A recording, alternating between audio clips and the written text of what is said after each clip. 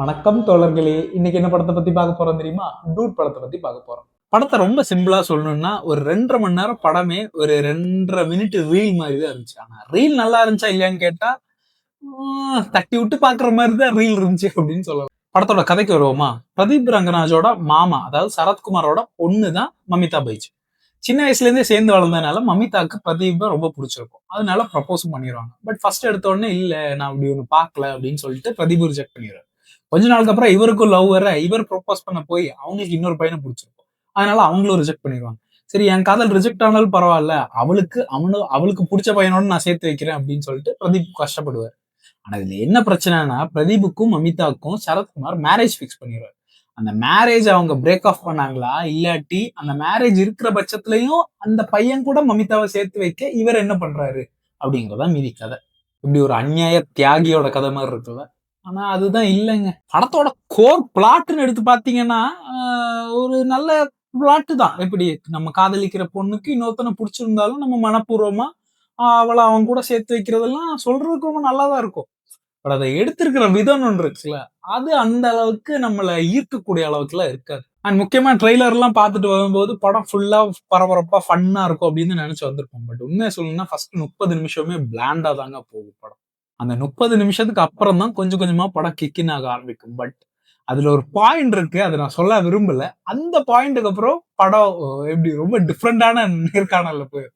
ஏன்னா அந்த ஆங்கிள் அந்த படத்துல அது வரைக்கும் வந்திருக்காது. டக்குன்னு ஆங்கிளே மாறி காமெடி ஃபன்னு அப்படி எல்லாம் இருக்கான்னு கேட்டீங்கன்னா இருக்கு. எப்படி ஒரு 10,000 வாலா கொளுத்தி போட்டாங்கன்னா ஒரு 2000 வாலாக்கு ஃபன் இருக்குன்னு சொல்லலாம். இது 8000 வாலாவும் சென்டிமெண்ட், மெலோ டிராமா, முக்கியமா இவன் கிமிக்ஸ் பண்றான்னு சொல்லிட்டு போனை தூக்கி போடுறது, சாக்லேட்டை தூக்கி போடுறதுன்னு அப்பா ஒரு 2-3 வாட்டி பண்ணா பரவாயில்லைங்க. தொடுற சீனு, பாக்குற சீனு, எல்லா சீன்லயும் ஏதாவது கிமிக்ஸ் பண்ணி பண்ணி பண்ணி அது எப்படி ஒரு ஸ்டைல் ஐக்கானா மாறுறதுக்காக பண்றாரா என்னன்னு தெரியல. பட் இதுக்கு முன்னாடி இருந்த படத்துல எல்லாம் ரொம்ப ஆர்கானிக்கா இருந்துச்சு. இதுல ரொம்ப ஆர்டிபிஷியலா பண்ற மாதிரி இருந்துச்சு. ஏதோ பண்ணுங்கிறதுக்காக அந்த சீனை இன்னும் கொஞ்சம் எலிவேட் பண்ணுங்கிறதுக்காக வேணும்னே பண்ண மாதிரி இருக்கு. அதெல்லாம் ஓரளவுக்கு பார்க்க முடியலங்க ஒரு பாயிண்ட்டுக்கு அப்புறம். படத்துல காஸ்டிங் ஆக்சுவலா 4 பேர் தாங்க ரொம்ப முக்கியம். 4 பேரும் கூட இல்ல, ஒரு 3 பேர் தானே வச்சுக்கலாம். சரத்குமார், மமிதா பைஜு, பிரதீப் ரங்கநாதன். பிரதீப் ரங்கநாதன் கிட்டத்தட்ட அவர் பண்ண எல்லா ரோலும் மாதிரி தான் இதுலயும். ஆனா இதுல இன்னும் கொஞ்சம் எமோஷன் மேபி ஜாஸ்தி பண்ணியிருக்காரு. எமோஷனல் சைடு அந்த இதெல்லாம் கொஞ்சம் எக்ஸ்ப்ளோர் பண்ணிருக்கான்னு சொல்லலாம். அமிதா, நான் இது வரைக்கும் மமிதா பைஜுவை மலையாளத்துலயும் பார்த்திருக்கேன், தமிழ்லயும் பார்த்திருக்கேன். இந்த அளவுக்கு சென்டி அடிச்செல்லாம் ஒரு கேரக்டர் அவங்க பண்ணதே இல்லை.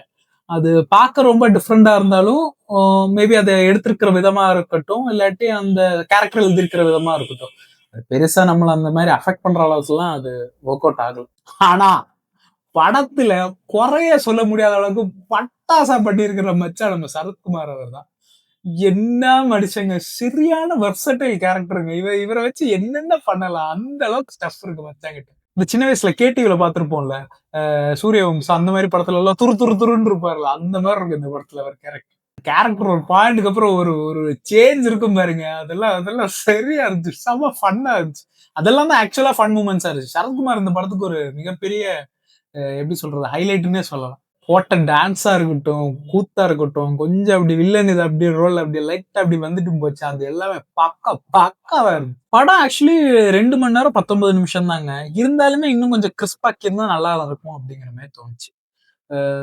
எப்படி சொல்றது, ஒரு நல்ல படம் தான். பட் அதோட கோர் பிளாட் வந்து 2 மணி நேரம் 19 நிமிஷம் நம்மள இருந்து பார்க்க வைக்கிற அளவுக்கு எழுதல. அதுதான் பிரச்சனை.